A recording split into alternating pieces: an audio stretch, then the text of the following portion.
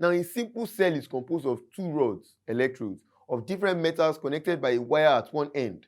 An electrode is a conductor through which the electricity enters or leaves an object, substance, or region. A simple voltaic cell, also known as the galvanic cell, is made by immersing one zinc plate and one copper plate inside a water-diluted sulfuric acid. Now, if the copper plate and zinc plate are connected externally with an electrical load, an electric current starts flowing from copper plate to zinc plate through the load. That means there is some electrical potential differences developed between the copper plate and the zinc plate. Now, as the current flows from copper to zinc, it is obvious that the copper plate becomes positively charged and the zinc plate becomes what? Negatively charged. Now, whenever two dissimilar metals are immersed inside an electrolyte, the more reactive metal will have a tendency to dissolve in the electrolyte as positive metal ions, leaving electrons behind on the metal plate.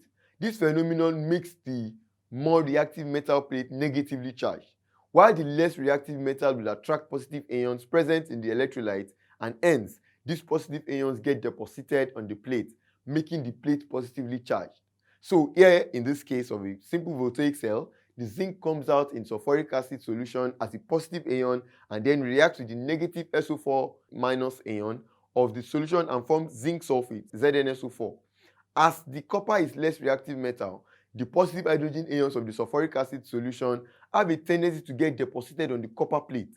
More zinc ions coming out in the solution means more electrons leaving the zinc plate.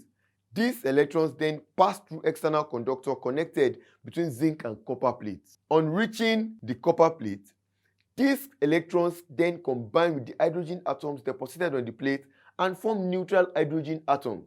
These atoms then combine in pairs to form molecules of hydrogen gas, and the gas lastly comes up along the copper plate in the form of hydrogen bubbles. In this lesson, we have learned about the simple cell and how it works. In the next lesson, we will learn about the Daniell cell. Join me in the next lesson. Bye for now.